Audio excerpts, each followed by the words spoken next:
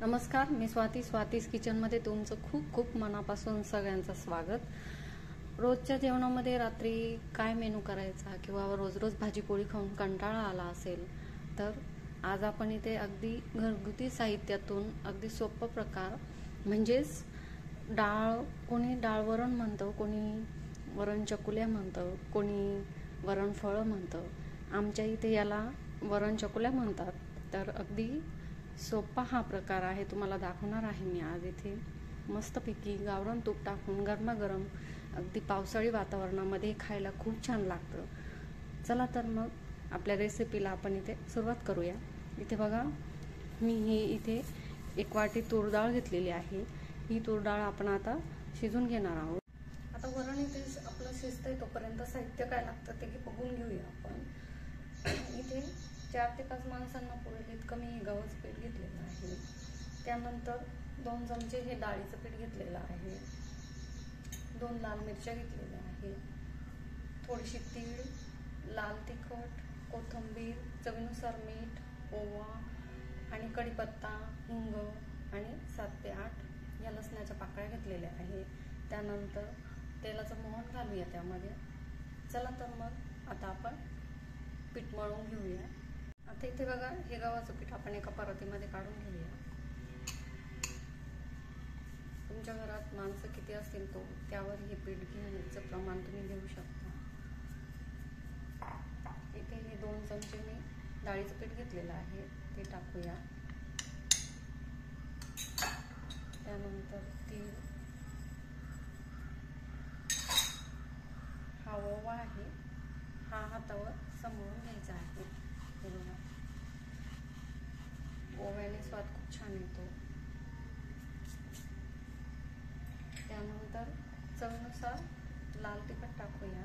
तुम्हाला कितपत तिखट आवडतं किंवा फिक्का आवडतं तर त्याप्रमाणे तुम्ही लाल तिखट टाकू शकता।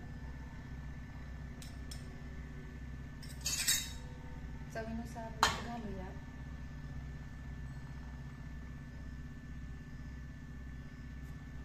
आणि थोडंसं तेलाचं मोहन घालूया। मिक्स करूया छानपैकी, याला मिक्स करून घ्यायचं आहे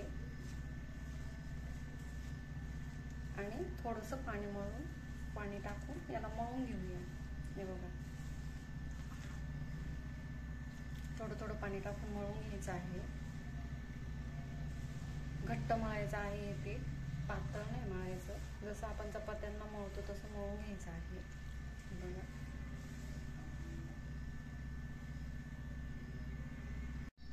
त्यानंतर पिठामध्ये थोडीशी हळद टाकूया। कोणी हे नुसतं पीठ मळून वरण चकुल्या करतं, कोणी हळद टाकून करतं। लहान मुलांसाठी हे फक्त फिक्क्या करायच्या असल्या तर फक्त हळद टाकून मीठ टाकून करायच्या। आणि थोडीशी चव येण्यासाठी आपण लाल तिखट, डाळीचं पीठ, ओवा हे टाकून करणार आहोत, तर याची चव खूप छान लागते। घट्ट मळून घ्यायचं आहे हे पीठ। तर हे बघा, आपलं हे पीठ आता मळून झालेलं आहे। अशा पद्धतीने मळलेलं आहे बघा मी। हे जास्त सैलने मळायचं, आपण चपात्यांना मळतो तसंच मळून घ्यायचं आहे। हे बघा, आता हे आपलं पीठ भिजवून तयार झालेलं आहे। आता याला आपण 10 ते 15 मिनिटं झाकून तसंच ठेवूया। आता हे बघा, आपली ही तूर डाळ मस्तपैकी अशी शिजून तयार झालेली आहे। अशा पद्धतीने शिजवून घ्यायची आहे ही। हे बघा, आता डाळ शिजली तर आपण वरणाला पटकन फोडणी देऊन घेऊ। आता इथे बघा, मी हे एक पातेलं घेतलेलं आहे, तुम्ही कोणतंही भांडं घेऊ शकता। त्यामध्ये तेल टाकायचं आहे।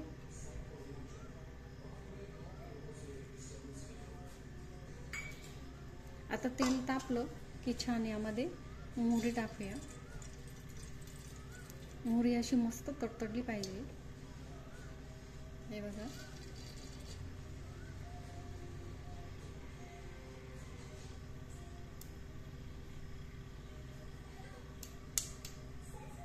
आता बघा, आपली मोहरी तडतडली, त्यामध्ये थोडंसं जिरं घालूया। या लसणाच्या पाकळ्या आपण ठेवलेल्या होत्या त्या घालूया। त्यानंतर कढीपत्ता घालूया,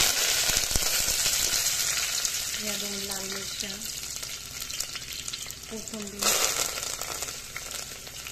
आणि हा हिंग घेतलेला होता, हा हिंग घालूया अर्धा टेबलस्पून.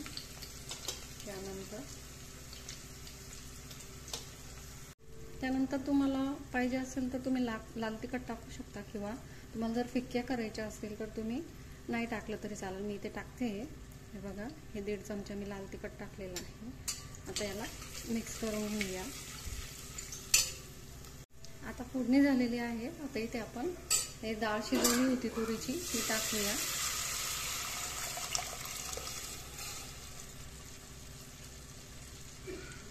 आता थोडंसं याच्यामध्ये पाणी टाकूया.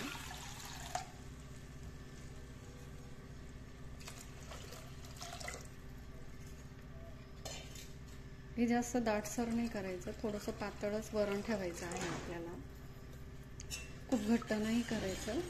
हे बघा, अशा पद्धतीने. आता यामध्ये चवीनुसार मीठ टाकूया.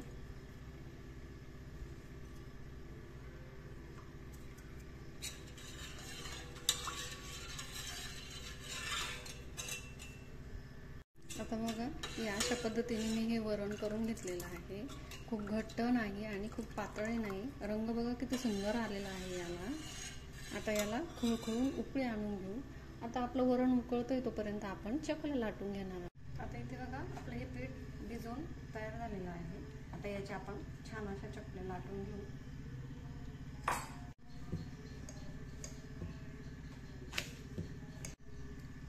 आता हे लाटून आपलं तयार झालेलं आहे. तर याला आता आपण कापून घेऊ. हे बघा, अशा पद्धतीने याला कापून घ्यायचं आहे. याचे छोटे छोटे तुकडे करून, हे बघा इथे ह्या कट करून झालेले आहे. अशा छोट्या छोट्या पद्धतीने मी या कट करून घेतलेले आहे. आता याला एका ताटामध्ये आपण काढून घेऊया. हे बघा, आता इथे बघा, आपल्या सगळ्या वरण चकल्या कट करून तयार झालेल्या आहे. बघा तुम्ही, अशा छोटे छोटे चौकोनी मी या कापून घेतलेल्या आहे.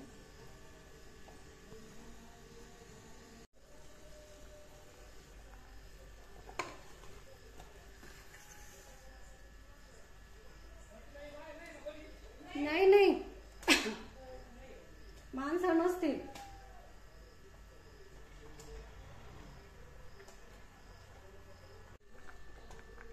आता बघा, हे चकल्या आपण याच्यामध्ये एक करून टाकलेलं आहे. आता याला छानपैकी झाकण ठेवू. चला तर मग गरमागरम आपले हे वरणफळ तयार झालेले आहे. हा बघा, सुंदर झालेले आहे.